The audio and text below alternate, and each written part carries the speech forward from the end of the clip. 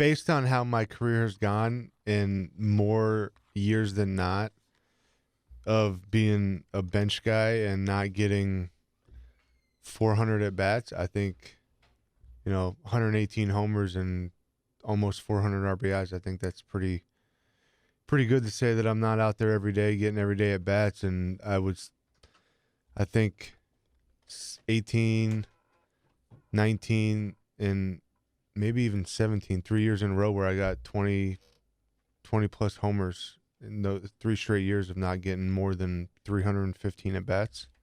So, that's saying something. Yeah, and I'll take one more RBI for 400 for sure.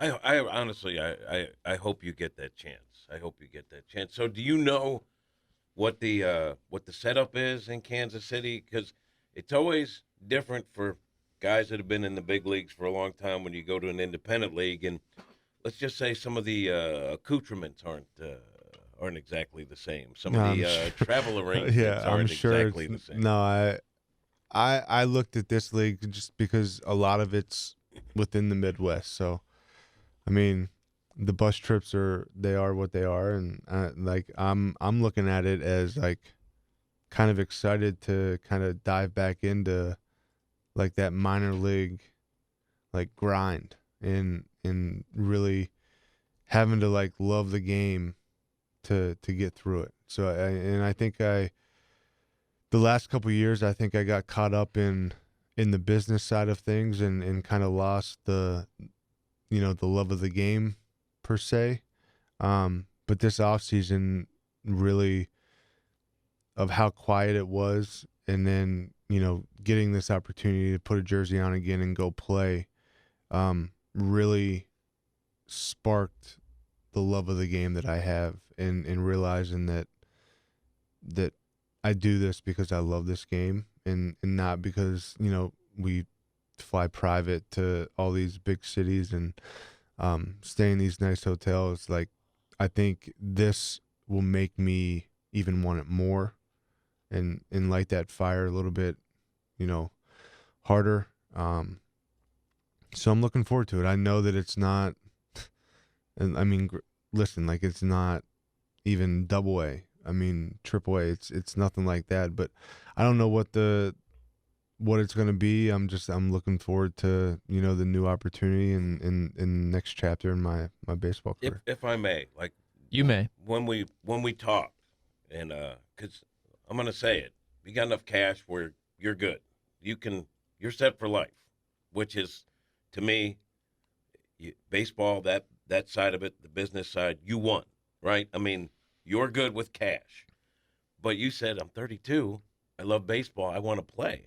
And, to me, that's kind of a cool thing to hear. But that's really what it's all about for you, right? Yeah, I've always, like, even whenever I got drafted, my goal was to play this game as long as I can and to go out on my terms. And I know the majority of athletes don't get to go out on their terms, but I think this is, if I wouldn't have pursued this opportunity and just told my agent, talked to my family, told teams that I'm going to stay ready, just at home doing my own thing, I think I would look back and I would have regrets, because you can't really stay ready without playing in games to be ready to contribute to a team down the stretch. So I love this game so much that I want to keep playing it as long as I possibly can. We got Matt Adams, Big City, live with us in studio for a couple more minutes here. So this is your age 33 season. We're all hoping you make it back to the big leagues this year. So when you look at, though, the future, best case scenario, I'm guessing you'd like to play for a couple more years. But after that, I mean, is it coaching? Is it training? Because as a professional athlete, you retire and maybe you're 35 or 37. You have half your life or more still ready to go after the fact. Have you thought about what you'd like to do post-baseball? I always mess around with my wife. Like, she thinks I would be a good manager one day, and just seeing what those guys go through, I don't know if I want to put myself through that. I definitely want to stay in the game somehow, whether it's at the college level, professional level. I think I have a lot to add to the game. I think I've, with my experience and my path not being the way most people's paths are that reach this level. I think I can help some people out in that aspect. But I definitely think this kind of stuff. Commentating on games, like kind of like what Jim Edmonds does. I think that would be fun as well. So I'm not really sure what my future after baseball looks like, but I'm definitely not really ready to dive in too much to figure that out yet, because I want to say that I'm going to be playing for a few more years. You could always replace Charlie on Hot Take Central. 100%. Not I a don't like chance. running point. Matt can run point. He can set us up. Wait, but then you just threw Cam under the bus. Well, Cam. What is he in the ex-jock slot? Well, here's the deal. This is interesting.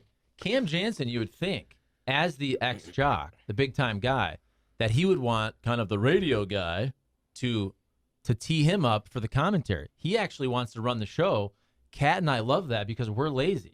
When you can just kind of react, you come in like, I don't do any research. A day like today, if I have to run point, I have to always have the next place to go, right? I have to have the next question. That's mentally more fatiguing, which is why I can't believe Cam wants to do it, to be honest with you. Do you know Cam at all? I've never met him, no, but I've heard great stories about him. He is honestly like the best person you could ever meet. And it's been fun working with him because he is so real. Like the person that, like, I like to think my personality on the radio is the same in person. I don't know your thoughts on that. I would but agree Cam with is you. so Equally abrasive. equally abrasive. But Cam is such a good dude, and he has such a unique perspective on things. We miss him, and I'm going to say he's in Cabo with a bunch of high rollers, right? He flew on the PJ down there. Yeah, he got his crowd got some cash, so they're doing it right in Cabo. Nice. Okay, so speaking of that type of crowd, and I say that only because this man has, I think he has the largest AAV contract in baseball history. Your former teammate, Max Scherzer, who faces the Cardinals tonight. So you were teammates back in, 18 and 19, of course, won the World Series with the Nats. So what was he like as a teammate? And obviously from here, Parkway Central, seems so intense on the mound out there, doesn't want his manager to touch him sometimes, and hey, don't pull me out of the game. I got this. What was he like as a teammate? One of the best. I love Max. He I tell everybody this story because I didn't know going into it, but my first spring training game in 18, on a new team, kind of nervous, anxious to get things going with the new team, and Max is starting the first game of spring. And his big thing is, when he walks out of that bullpen, no fist bumps, nothing, like in the dugout before, like he's locked in, ready to go, and he does not want anybody to mess with him. And there's, my dumb self. I'm at the top step. I'm a loving guy, and I stick my fist out to give him a fist bump as he's coming down the dugout, and he just like stares through me, and just leaves me. My fist is up in the air, like just leaves me hanging. And one of the guys comes up to me and like puts their arm around me and was like, "Hey, that like that's like a no with Max." I was like, "Good to know." So, but I love telling that story just because like most people don't really know like the ins and outs of like guys' routines and whatnot. But one of the best guys, like, go out there. He wants the ball. If he could be all 5 starters in a rotation, Max would be the guy. But just a good dude, loves baseball, loves going out there and competing, and just loves winning. And you want a guy like that on your team. And he is the highest paid like pitcher annually for a reason, because he goes out there and shoves year in and year out. And he's just that's why he's like, his nickname's Mad Max, because he goes out there and he pitches with anger, but it's good anger. And he's one of the best teammates that I've ever played with. And speaking of buddies that are high rollers, right? You're boys with Bryce Harper, right? I didn't know that. Yeah, we tell vacation. us about him. He's not real flashy though. and that's why I get along with him. Like he's just a normal dude, and he wants everybody to treat him like he's one of the guys. And you vacation with him. Yeah, we got asked to go to Maui. My first time going to Hawaii this past December. It was awesome. But he's a good dude. I think in the media, I think he gets a bad rap, and I don't know why that is. But I think Philly's a good spot for him. I think you can really tell that he loves the game and he wants to win. And he's just, it brings a smile to my face every time I think about him. He's just a good dude and want nothing but the best for him. So if I'm on vacation with Bryce Harper, and maybe I'm wrong for doing this, but the waitress comes with a round of Mai Tais or whatever, I ain't picking up the check. Well, that's why you'd probably never be invited. Well, you have to have the move of, let's say you go. You pretend, No, you have to be strategic about this. We've all been there where you go to the dinner and that dinner ticket's going to be the big ticket. But maybe you start at the bar, you get that first round. You get I got this, don't worry. So you get that $50 round and then let somebody else take care of the $1,000 dinner coming next. Is that okay? Is that fair? You just have to for you, show. Kat, yeah. All right.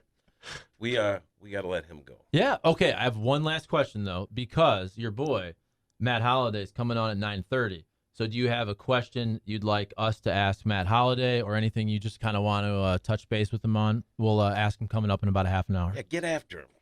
No, yeah, I'm not needle getting him a after little him. bit. I think I'll make one up. Make sure you tell him that I said hello. All right. But I want to know what it's like for him being able to have Ethan and Jackson play on the same high school team, but also to see like Jackson's status climb on the draft boards. I think I've been following him, and he's having a hell of a year, and his draft stock is rose significantly. So I think I want to know what's it like to have the career that he's had, to be able to see his son kind of pursuing that and possibly being a first rounder out of high school. Let me read this back and make sure I have the question correct. Could we play the audio? Potentially. Yeah. Well, hear me out, because this might be better.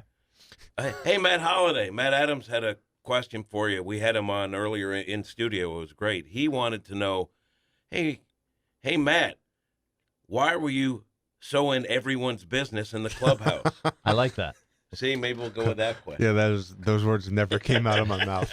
So his kid, though, Jackson, and I know we'd talked about him being discussed as a first-round pick. And so I'm not in with all the draft nicks and all that, but somebody, after basically Jackson's season this year, and they had an opposite field homer he hit last week, that he's now potentially, with 3 other dudes, in the conversation for the first overall pick. That he's now, and again, I haven't done my homework, but this was a draft guy who knows this, and he said he's now one of the 4 names that are being tossed around as potentially 1-1 as the number 1 pick.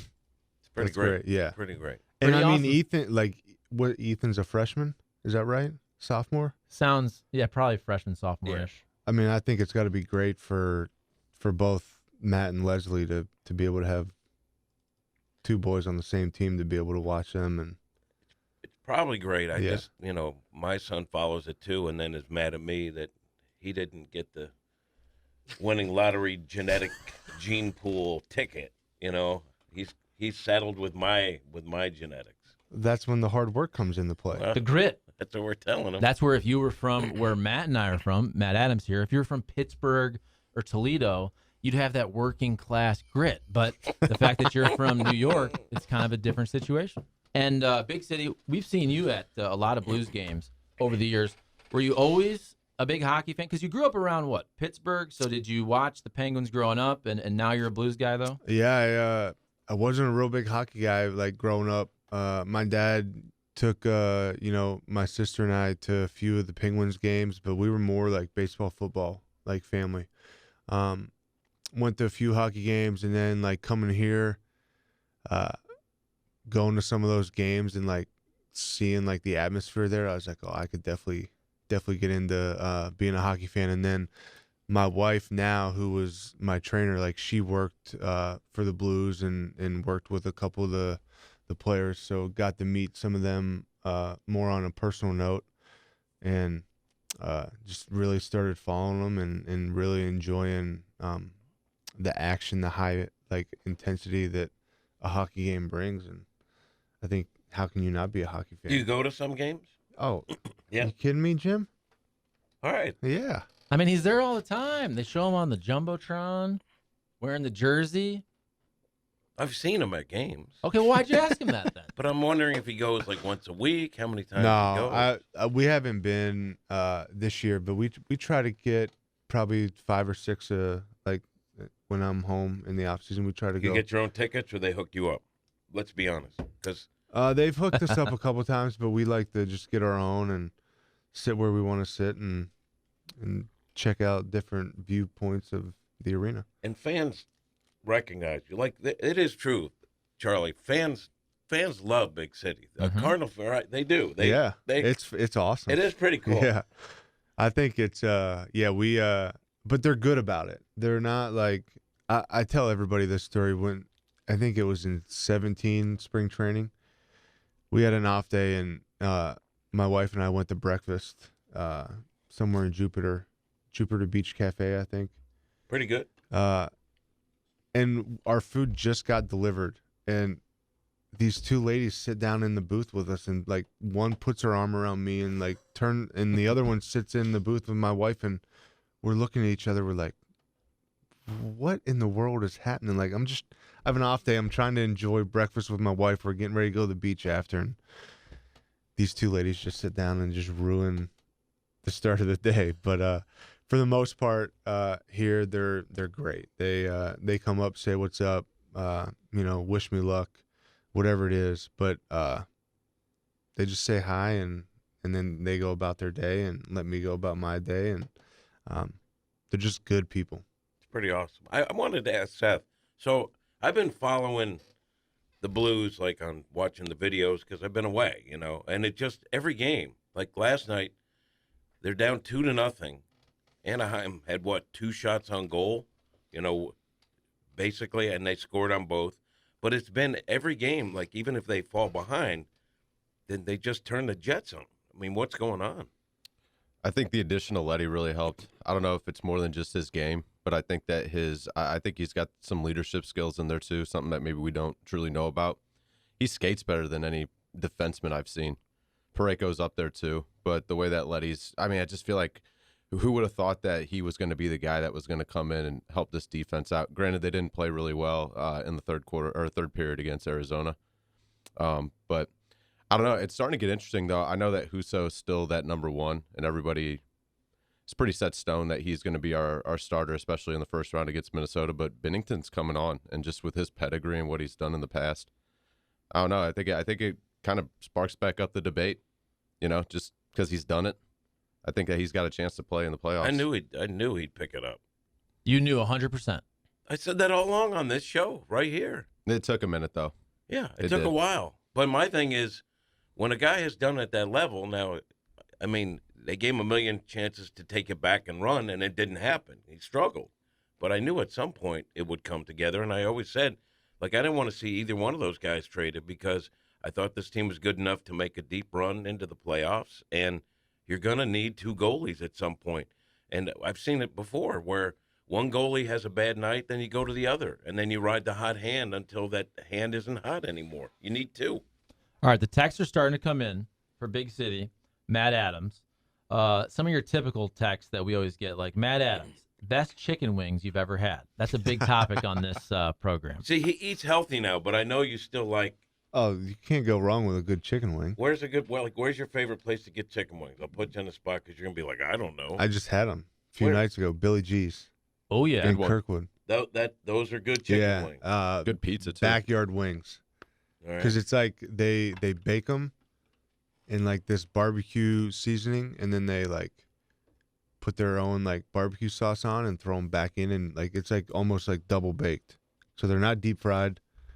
They're healthier. They're still chicken wings, but see, here's the difference. Wings. This is where you and I go way back, but we're gonna get sideways. Here we go. Here we go. Listen, I'm from New York, Jack. All right? East Coast values. I've been, he's from Pennsylvania, so it's the same No, thing. but hold on a second. But Pittsburgh is like Yeah, Rust Belt working class. Yeah, like that's hard way working. different than New York. You're too. like straight up East Coast. That's not, you don't have a good connotation. Like Matt's connotation is like, I'm from Toledo, okay? Matt's from Pittsburgh. That's like iron workers, auto industry, blue collar. You got a bunch of kind of like hoity-toity folks. We're from Rockland East County. Coast. I went to Geneseo State. All right? That sounds high that's class. West, It does. No, it ain't. No, it ain't. But that's wing territory. I don't like to bake wings. I want them fried. Look, I know it's not healthy, but if I'm going to have wings, I want them fried, I want them hot, and I want a lot of blue cheese on the side. Oh, and you're if you a blue tell me- cheese guy? Oh, you're Jim, a ranch guy? you Where's gotta the go. bell? Check, please. You gotta go. Blue, they're designed. Listen, there are certain supernatural forces in the universe. Could be God, whatever your beliefs are. It could be whoever you worship. They put chicken wings on this earth to be eaten with blue cheese, not ranch. I beg to differ. You son of a- I agree with Big City, not just because he's in here. We've argued about this before. One more for you, Big City. Flats or drummies from the text line? Flats. Okay. That's kind of an unpopular take, though. Don't you think? I think there's more of an art to it. You know, I think when you're gonna choose the flat part, you got to know what you're getting into. So I respect that decision. The ranch I feel like really sometimes. ticks me off, though. Well, I'm sorry, It's Kat. all right. It's all right. We're I good. feel like with the drummies, though, I feel like I would say 50% you're getting a chewy piece of chicken and a lot of fat. So I would rather go with. There's not a lot of meat on the flats, but I'd rather enjoy the flats and know that I'm getting a good piece of chicken than a chewy piece on the drummy. Okay, so this conversation brings up a topic that I think is interesting. So go back to, and I think were you on the team the year that Lance Lynn lost all the weight entering that one particular Yes. season? Okay, so we all go to spring training that year. And the big story the first couple of days was, I think he had lost 40 pounds. And he said that he's starting to bake his chicken wings, and that was one of the big parts of it. And Mike Matheny at the time, so that was the big story. And everybody was saying, you know, it's great for him as a man and his health down the road. But I do think everybody and he would now admit this, Lance, everybody kind of said, it looks like he probably lost a little too much, right? And then he even said, I lost too much and I couldn't throw as hard. And I'm just wondering, so that time, spring training around the clubhouse, are you kind of looking at Lance and like, man, dude, like, what did you do this offseason? Well, yeah, I mean, we were just like blown away. Like it was almost the same like whenever I lost all my weight heading into that spring training. Like I lost 38 pounds, and it was like I felt great, but like once the season started, I felt like I wasn't strong enough to like keep up with my hitting. So like there's the fine line of like losing too much, but like doing it the right way and also losing fat rather than just like pounds on the scale. Like I feel like a lot of people get caught up in the number on the scale, and like that could be misleading, because if your body composition is right, and you know muscle weighs more than fat anyway, so like your scale number may be higher than what you may like, but you may feel great based on your body comp and like how lean you are. But I think, you know, like you said, Lance would say now that he lost a little bit too much. Like he would come into the clubhouse and be like, well, my velo's just not there. He goes, I gotta get fat again. Yeah, but would it joke was almost all- like he did it just to prove the Cardinals wrong. You know, like they were like, yeah, you're heavy. Okay, I'm going to go overboard and lose a lot of weight and not be good again, so you'll let me eat pies and cakes and everything. The greatest thing Lance Lynn ever said, he said, the richer I get, the better looking I get. He's by far one of my most favorite teammates Awesome, to play dude. with. Awesome, dude. Good dude. He also, that spring, though, I mean, he looked different. And you know how, so here we are in the media. We don't know anything. We think we know about baseball, but when a player or a manager or coaches say, no, that's great for him, we kind of have to say, all right. And then you watch and you evaluate. But I remember just seeing him physically. And I ran this story again randomly a couple years ago, just like on the anniversary. And him sitting there and talking about it. and him throwing in the outfield at spring training, I mean, he didn't even look like the same human being. No. No, he looked almost like a third baseman. Like a young, like, third baseman right out of college. And it's nice that he's beefed up nicely lately. You know, he's really. I haven't seen him this year, but last year, I mean, he got the big facial beard, and he's ballooned up beautifully. But he's still. I mean, he is a durable, effective pitcher, and has been for a long time. He's going to give you those innings out on the mound, in effective innings. Because it's like everyone talks about repeatable delivery, right? And that's what Lance he has. And I think for a guy like that, you change the way his body is made up, then it's not going to be the same repeatable delivery, right? Absolutely. He was third in Cy Young last year in American League behind Robbie Ray and Garrett Cole. Beautiful. He's beautiful. It's very impressive. I feel like you step into the box and you know that you're getting a fastball off that guy, and you still can't hit it. Because he locates it, Yep. and he's got a couple different ones. But, I mean, that was like the running joke in postgame. What'd you throw? Fastballs. Yeah.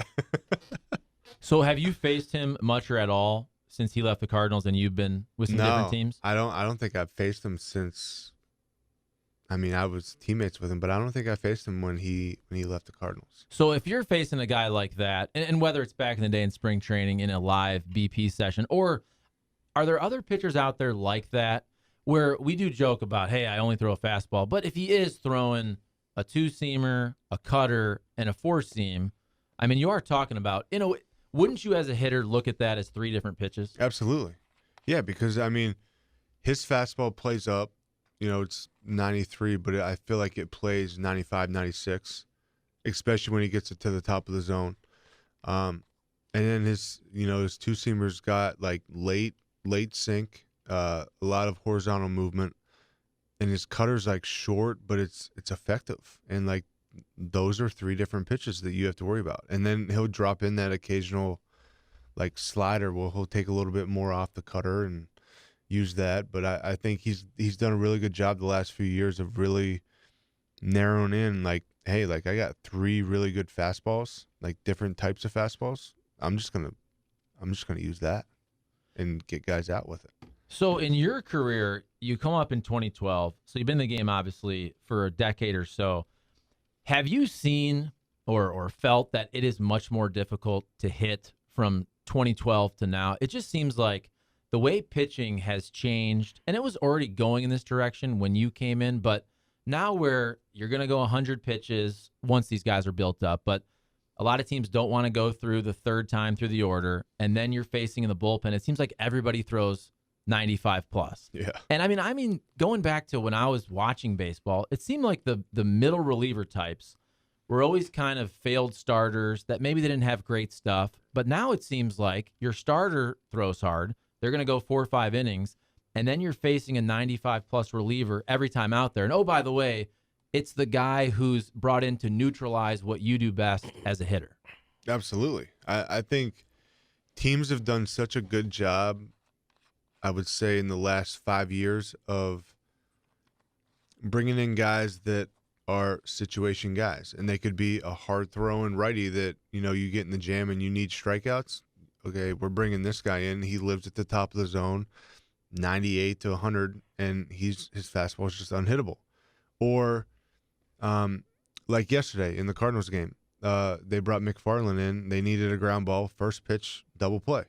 So I think guys, like teams and general managers, have done a really good job of finding guys that fit their team, fit their bullpen of what they need, and utilize them in the right role. And hitting has gotten really hard because you have like pitching, they're living at the top of the zone with, they're all focused on the high spin rate fastballs, high spin rate off speed pitches, and the balls are moving more than whenever I broke into the league. And it's just guys are doing a really good job of, hey, this is what the teams want, so this is what I'm going to work on. And you'll have guys go like not be like 93, 94, and they'll go home in the offseason and work on velocity, and they'll come back in the camp 98 to 99. I'm like, how in the heck does this happen?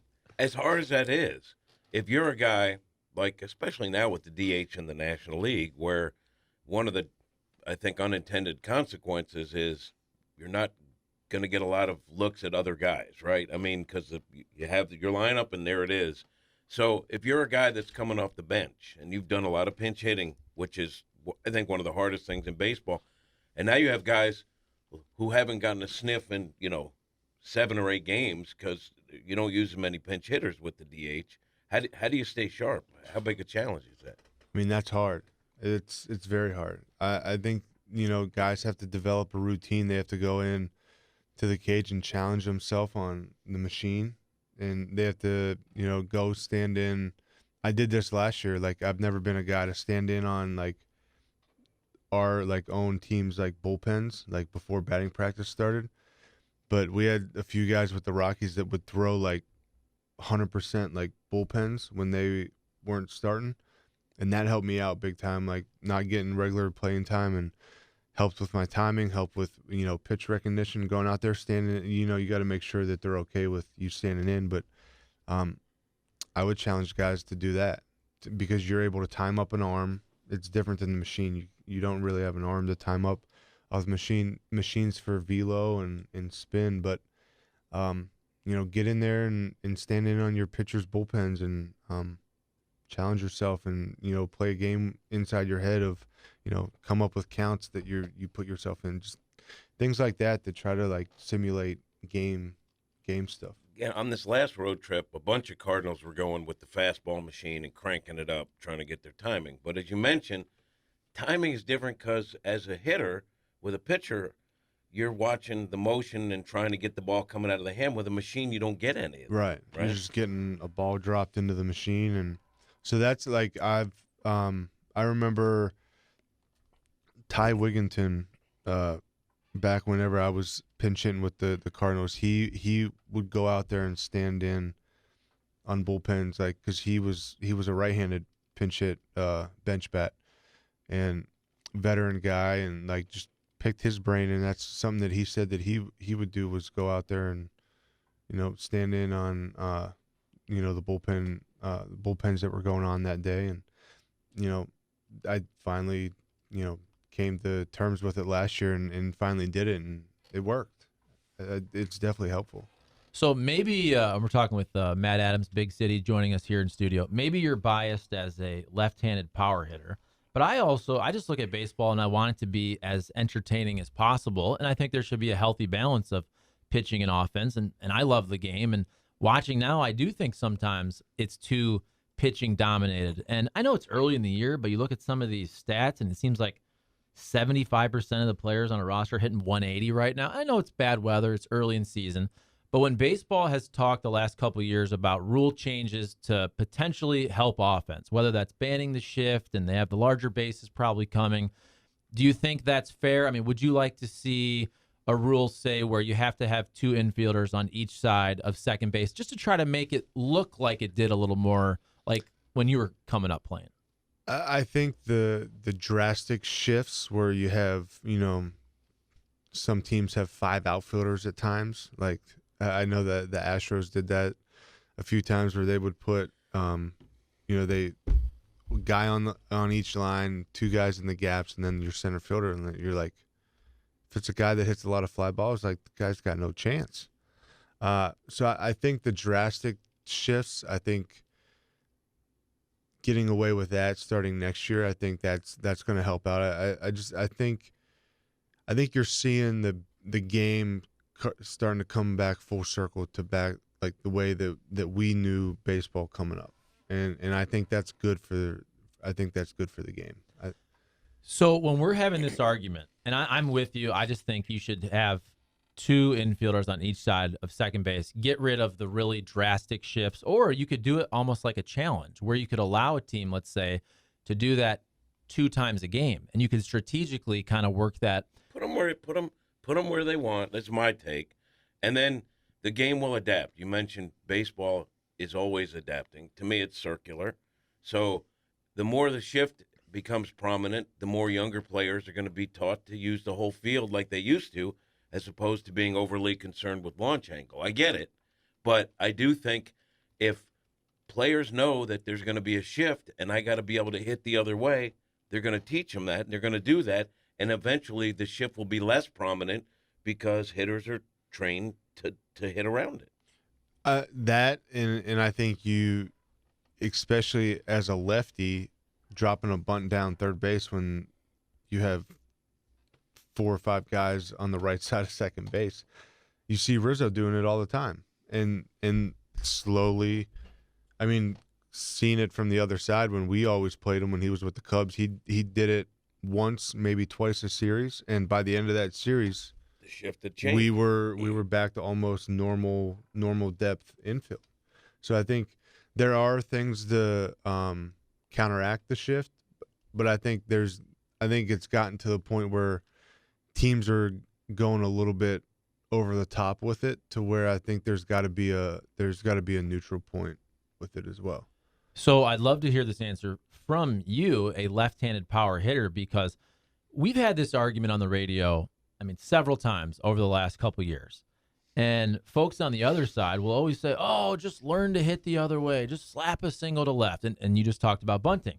But I would also think that they're pitching to the shift. If you're a left-handed hitter, are they not just pounding you inside and basically kind of inviting you to hit the ball to your pull side? So my question, I guess, is it still difficult, or should it be easy to just slap the ball the other way? Or are we looking at that the wrong way, where it's like, no, it's not that easy to just slap a single to left field? Yeah, I definitely think hitting's hard as it is. I don't think it's easy to just, if you got a 97-mile-an-hour fastball coming inside on you as a lefty, coming barreling in, to just slap it the other way for a single. Hitting's not that easy. But I think, to your point, like, they're taught to, if our infield's in a shift, then we have to execute the pitches to make that shift work. So I definitely think pitchers are pitching to the shift.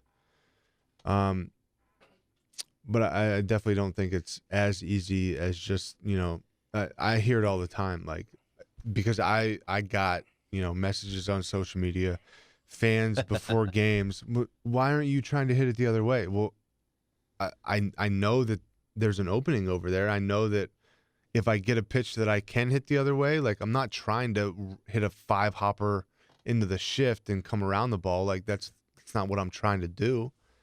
But hitting is not that easy, to just take a hard fastball inside or a ball that's moving in and just slap it the other way. I would also think, and what you mentioned with Rizzo, even if Rizzo's dropping down a couple bunts, in a way, you've neutralized what he does best, which is when Rizzo comes to the plate, when Matt Adams comes to the plate, what are you worried about? You're worried about the 3-run homer. You're worried about the double in the gap to score a couple runs. And I would think if you're turning an Anthony Rizzo or a Matt Adams into a bunter, and that's a guy in the middle of your lineup, you've really kind of messed up their lineup construction. You've taken away that guy that's going to be a run producer. But if you're good at it, if you figure it out and you can lay down a bunt and you're going to get 3 free hits, you're glad to take those, aren't you? Absolutely. And I think also, like, yes, you are neutralizing his power, but also with a guy like that, he realizes that he's just as valuable being on base, and especially being in a lineup that he's usually in. Like, the next guy can hit a homer or drive him in with him being on first base. So I think it's him taking, this, like, him, like, his power aside, and just being like, okay, I'm taking this to bat for the team. I'm going to drop a bunt down and I'm going to get on base and keep the line moving and let that next guy try to, drive me in. So I think there's always going to be that discussion of, bunting, power, shift. That's always going to be in the game of baseball. I think there's always two sides of the story, but, like, as a player who, like, lives it, I think fans have to realize that hitting is just not that easy, and try to get off the players' backs of, like, well, they hit into the shift, and we're not out there trying to get out. We're trying to do our job, but hitting is just not that easy. On social media, I know you have Twitter. I'm not on Instagram. I'm on TikTok now too, Kat. Are you on TikTok? Well, not myself, but, like, my wife started up TikTok account. And slowly growing that as So well. there's a lot of, I always say there's a lot of good and bad with social media. It depends what you're looking to get out of it. Like, I do dumb things on Twitter because I think, like, birthdays, happy birthday, Brian Barton for the Cardinals. I do things that I think are either funny or I think people will like. I don't really care if people want to rip me. They'll come back at me with things they're unhappy about with Bally's. But for the most part, my experience on Twitter is really good. Like, most people are really nice. As a player, though, I know it can get really dicey. What's your social media experience been like? I would say that 80% of it has been positive, and I think it's all about how, like, you make it. Like, with my Instagram, I'm not much to get on Twitter. Like, you do a great job on Twitter. Like, Hold on, let me ring the bell on that. Thank you. He's okay. I'm not clipping that off. I'm not one to get on Twitter and just like write out my day like some people do. Had pizza today. Right. But like for like Instagram, like my posts, like I try to keep it positive. Like I have a thing where every Sunday I do a post, whether it's a positive quote, Bible verse. I'm pretty heavy into my faith. Just encouragement on like Sunday, like I'll do that. So my experience, like 80% is probably positive. Like, I mean, during the season, like you're always going to, baseball is a game of failure. So like you're going to get, the fans that are upset with you if like you're going to make mistakes. So I don't really read into like what people are saying about me or like posting on my like stuff. If I do see a negative comment, like most of the time I'll laugh because I mean, it is what it is. Yeah, like I know that I'm not trying to go out there and mess up. So like for me it's like it's kind of funny when people get so serious and so like hateful that like, oh, I got to go to Jim Hayes. He had a bad mess up on, TV today. I mean, if that ever happened. Again. If that. So my biggest complaint about Twitter is that Charlie is now a businessman, and so he doesn't post as many funny things as he used to because he doesn't make money off being funny on Twitter, which I get, but he was a great follow, and he's a really funny guy, and I think Twitter's worse for it. Oh, That's thank a compliment. you. That's a compliment. I appreciate that. I try to be funny on Twitter every once in a while. Here's my thing, and I'd love to hear Matt's response to this. I feel like sometimes, though, a lot of people will ruin it for you because they can't get a joke. So I'll go out there on Twitter, and I'm just trying to be sarcastic. And by the way, by being sarcastic, I'm not trying to get people. My goal, if I tell a sarcastic joke, my goal is not for half the people to think I'm serious and then think I'm dumb, right? Because they can't actually pick up the sarcasm. And then I feel like I have to spend the next hour explaining to folks that I was joking because I don't want them to think that I'm dumb. It doesn't. See, to me, like, if you think it's funny and sarcastic, that's how I operate Twitter. Like, I think my dog's cute. Some people are like, stop with the dog. I don't care. I like my dog Stella. I'm going to post it. Or I'll put jokes out there that are I'm clearly just being tongue-in-cheek. And if people don't get it, that's fine. I thought it was funny. No, and by the way, I said yesterday, and it was reused, but I think it's great, and I'm going to keep posting until I get the credit that I want. I said when T.J. McFarland throws a coin in the wishing well, he gets 2 wishes because he always gets double plays. That's good No right one there. gets it, though. That's a good one. But No one gets I it. think to your point, I think also, yeah, like guys that are like, if you try to be sarcastic and people don't get it, like you got to spend, because then you have people like responding to you and your feed's blown up and like, then you have to try to explain yourself and you're like, okay, I'm just not going to do this anymore because I don't feel like I don't want to explain myself for the next 30 minutes. They're taking the fun out of it. Here's a great example. So on this show and different iterations of this show, going back to when the Rams left. So the Rams left, what, 2015, 16. So this is going on 6 years.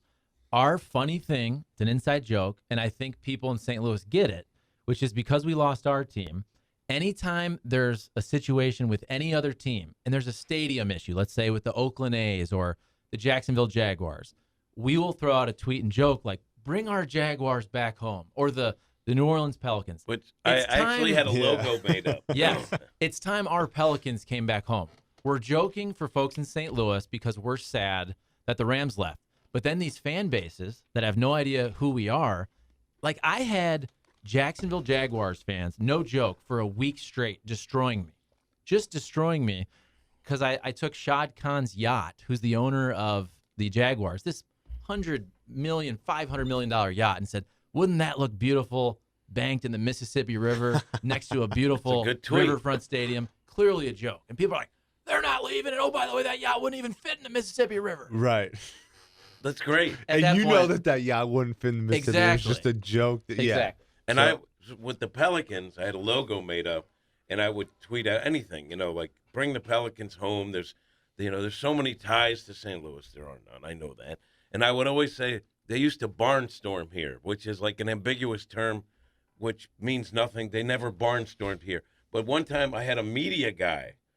Can you precisely explain the history and the ties? Like I had to tweet him like, dude, you're a journalist. You should get that this is a joke. Then they go, oh, now you're backtracking. Right. Oh, yeah, now you're backtracking. Right. No, I was actually joking the entire time. So when he tried that, he said, you're backtracking. I go, no, I'm actually trying to look out for you because you're like a real journalist and you really don't get that this is parody. And then he checked all the other tweets and he was like, I see what you mean. Okay, thanks. He just went away. Sorry about that. Unfollow.